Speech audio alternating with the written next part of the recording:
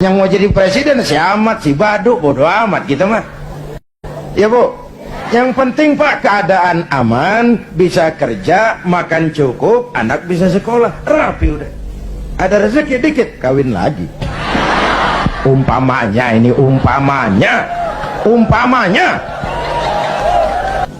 Ibu bapak, saudara-saudara hadirin, jadi mensyukuri nikmat kemerdekaan, jadilah lem perekat menjaga keutuhan bangsa. Kenapa? Keutuhan kita dalam ujian. Apalagi kemarin-kemarin kan istilah saya musim Pak Bendot. Kipas, angin. Tukang kipas gentayangan, tukang kompor lebih banyak daripada tukang lem. Angetin sono, sundut sini, panasin sono, bakar sini. Begitu kebakaran dia kabur, tepuk tangan, kita yang tekor.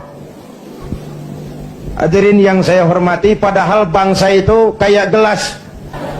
Bu, ini gelas kalau pecah bisa ditambal nggak?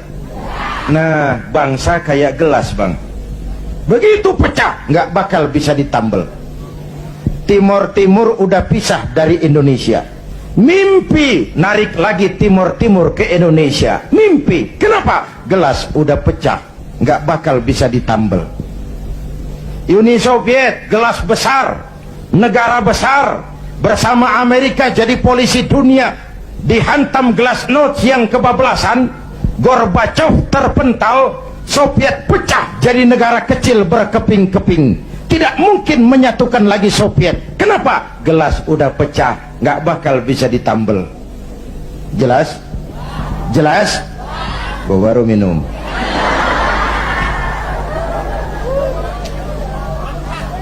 Ya bagaimana aja orang nyari akal lah.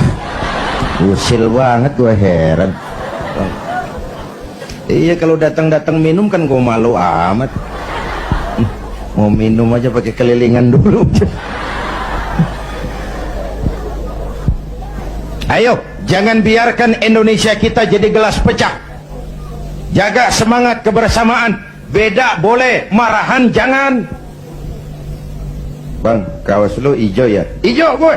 Temen kita kuning, biarin kalau dia mau. Yang satu merah, nggak apa-apa. Yang lain biru, boleh. Lu lewat sono, gue lewat sini, yang satu lewat situ. Ntar kita ketemu di sono. Bisa nggak begitu? Cakep nggak urusan? Iya, jangan beda kaos merengut. Urusan apa? Jadi anggota DPR kagak, sama tetangga marah, tekor kemana-mana. Ayo rakyat, kita dewasa, berpolitik dengan rasio, jangan dengan emosi. Kayak saya kan, sekarang saya ketua Dewan Pimpinan Pusat Partai Persatuan Pembangunan. Itu pribadi saya, nanti saya cerita kenapa saya gunakan hak politik saya. Tapi saya tidak akan memaksakan pendirian ini kepada hadirin. Itu resiko saya gunakan hak politik saya pulang kampung P3. Perkara saudara, terserah, saya menghargai pendirian saudara. Mau ikut saya, alhamdulillah. Mau pilih P3, silakan. Mau berjuang dengan yang gambarnya Ka'bah, boleh. Terserah aja itu sih. Namanya hak demokrasi, nggak boleh dipaksa-paksa dong, ya nggak?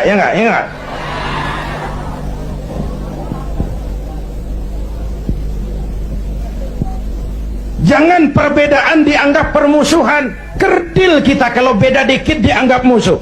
Udah capek kita bangsa ini terkontaminasi oleh dendam sejarah. Di zaman Bung Karno, yang tidak sesuai dengan Bung Karno dicap kontra revolusi. Lalu Bung Karno jatuh, muncul Orde Baru. Bung Karno dianggap Orde Lama. Di zaman Orde Baru, yang tidak sesuai dengan Pak Harto dianggap Orde Lama. Lalu Pak Harto jatuh, muncul lagi reformasi. Di zaman reformasi, yang tidak sesuai dengan keinginan kita segera diacap Orde Baru.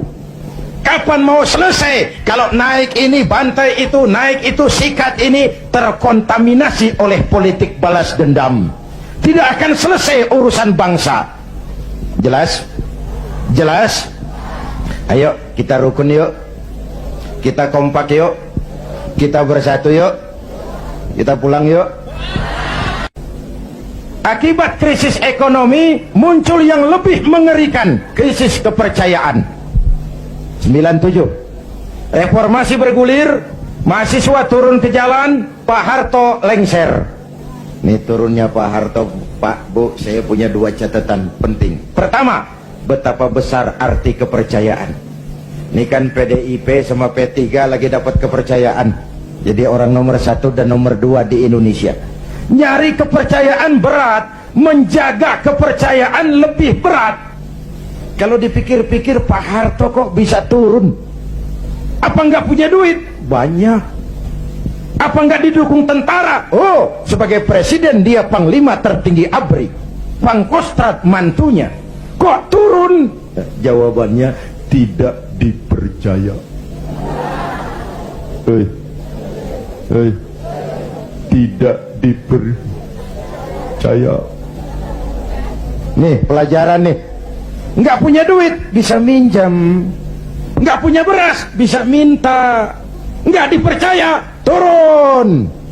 Betul? Luar biasa kepercayaan itu. Hadirin yang saya hormati, kemudian saya diangkat jadi ketua Majelis Pertimbangan Lajnah Syura Ulama'il Ka'bah. Lalu ketika Rakernas, lahirlah rekomendasi, saya ditempatkan sebagai salah seorang ketua Dewan Pimpinan Pusat Partai Persatuan Pembangunan. Jadi saya bilang selama ini saya dakwah, ya ayyuhalladzina amanu dkhulu fis silmi kafah. Hai orang-orang beriman, masuklah ke dalam Islam secara utuh. Jangan masuk Islam separuh-separuh. Kalau Islam katamu, Islamlah cara kau berdagang, Islamlah cara kau bertetangga, Islamlah cara kau berumah tangga, Islam jugalah cara kau berpolitik. Jangan masuk Islam separuh-separuh. Ya Bu, ya Bu, Bu, jawab yang jujur. Kalau masuk separuh-separuh enak enggak? Tuh kan ngeres aja kan pikiran. Tetapi saya tetap pada orbit saya tidak akan meninggalkan tugas dakwah. Dan saya bersyukur, sekalipun saya terjun kembali ke dunia politik, dakwah saya tetap berlangsung. Undangan gak kurang, malah makin sibuk ngatur. Saya bersyukur, ya Allah, kalau begitu mudah-mudahan umat bisa menerima saya pulang kampung.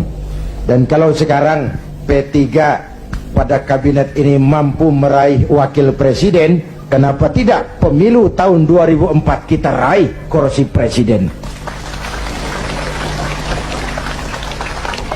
Asal konstitusi kan sah saja orang punya cita-cita toh.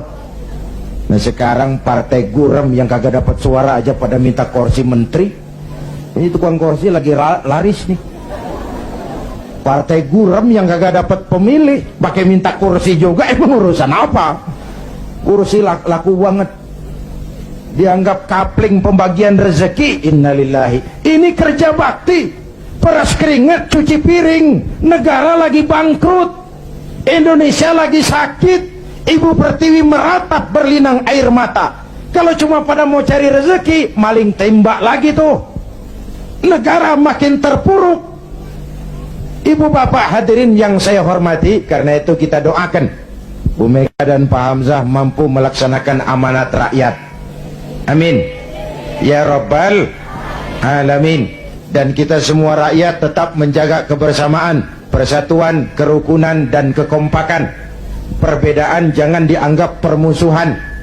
Justru ciri demokrasi kemampuan memanage konflik, bukan menghilangkan konflik, tapi memanage konflik menjadi kekuatan untuk membangun ke depan. Hadirin, inilah sekelumit yang dapat saya sampaikan malam ini. Mudah-mudahan baik mensyukuri kemerdekaan maupun kehadiran saya di partai menjadi jelas adanya, bukan karena target pribadi, tapi karena inginan memberikan kontribusi yang lebih real kepada umat, bangsa, dan negara tercinta ini. Terima kasih atas segala perhatian, mohon maaf atas segala kekurangan. Jumpa lagi di lain kesempatan. Usikum wa nafsi bitaqwallah. Wassalamualaikum warahmatullahi wabarakatuh.